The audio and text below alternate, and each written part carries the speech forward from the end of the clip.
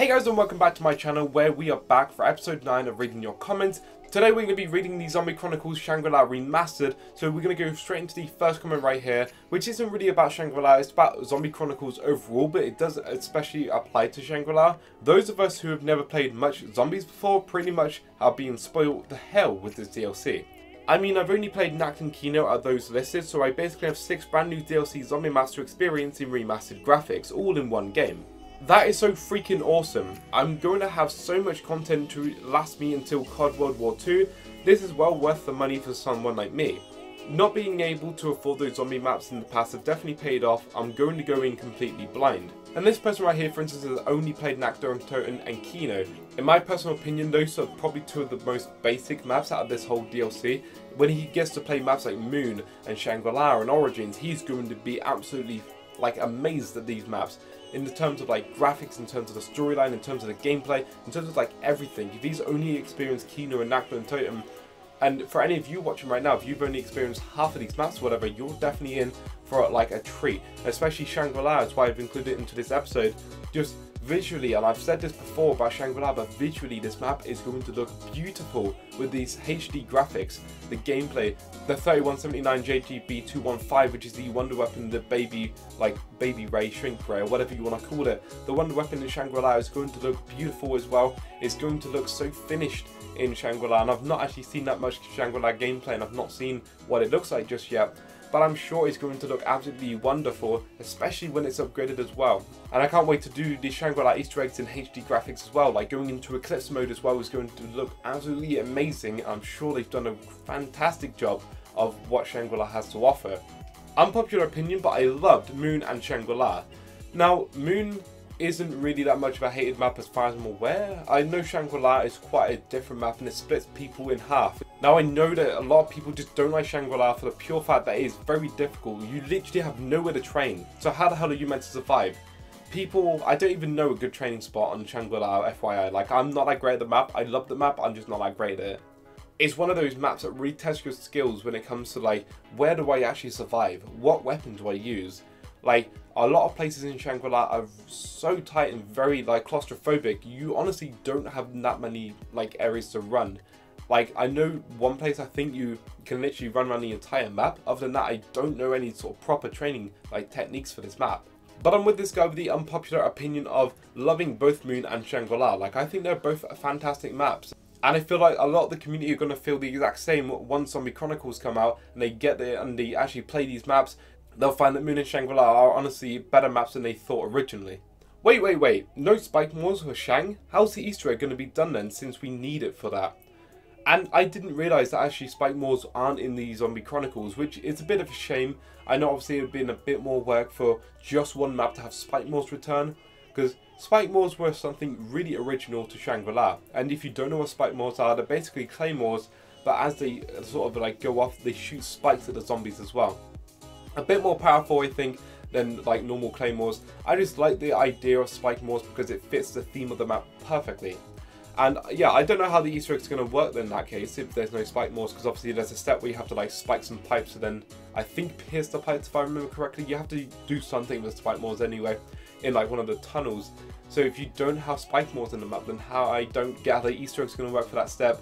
I'm sure there's some sort of workaround, some new weapon, or so use the little trip mines or something like that, possibly. Some sort of explosive will probably work the same. I'm not too sure at this point, but I'm sure there'll be something there. I just didn't realise the spike moors weren't actually in the remaster, which does suck a little bit, to be honest. These are going to look so good. Shang might be the best looking map ever. And yeah, that's basically true in my opinion as well. Shangri-La and Shinonuma. Both of those maps I think are going to look fantastic in this update. I think honestly in Zombie Chronicles all of the maps are going to look fantastic.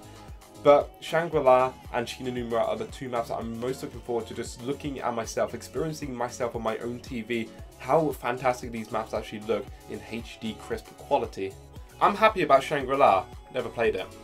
Well, you and anyone else who've never played it are in for a treat. Like I say, this map is difficult, so be prepared to go down on probably round 6. Easily one of my favourite maps of all time. Just to recall all the trouble I had with no space to do the old train. This map made me better at zombies by having to run the AK-47U strat. Amazing design that made you play on your toes. And this is what I was just saying a second ago, sort of about the whole map being difficult. But this map is super difficult. Like I said, there is literally nowhere to train. There's like 1 or 2 training spots at most, that I know of anyway, or at least I think are there. I don't know what the AK-47U strat is, or I'm pretty sure it's the AK-74U, but I'm not too sure. I don't know what that strat is anyway. But what he's saying is, because this map is so difficult, once you actually get the hang of this map, you actually become better as zombies, because it's just one of those maps that is so difficult. You have to be on your toes all the time, making sure you're always running, you're always moving, otherwise you're gonna get hit and down. You have to always think at the top of your head, like, all the time, which route do I take and whatnot, because it's such a claustrophobic map that you always have to be thinking about these sort of things. Once you get this map down to a T, once you can actually play this map properly, I feel like in general you just become better at all other zombie maps, because you become more strategic in what you do and how you play with your zombies. And to be honest, Black Ops 3 could do with a few maps that are actually super difficult like this map, because so far I would say that like Shadows of Evil all the way up to Revelations, they're not that difficult because of like gobblegums and whatnot. They're not that difficult compared to say Varuk, Shangri-La and all these other maps that we have. And I feel like today's episode has actually been quite short. However, we have this comment right here, which is the last comment in the episode, and it goes a little bit like this. I remember doing this Easter egg on PS3 with a couple of buddies and I. Good times. This was such a great map. Sure, it's challenging, but I had a lot of fun with it. And that's the thing, though I said it was challenging, which it definitely is, and people who've never played this map before, like I say, you're gonna die straight away. Like, this map is just difficult. Even though it is super difficult, you play with your friends and you just have fun, because this is one of those fun maps, especially like the first time you go down to the bottom and you realise there's like the power in that area around there. It's just so cool seeing the different levels of the map. And there's like I say, there's 2 different boss zombies here, the Shrieker and the Napalm zombie.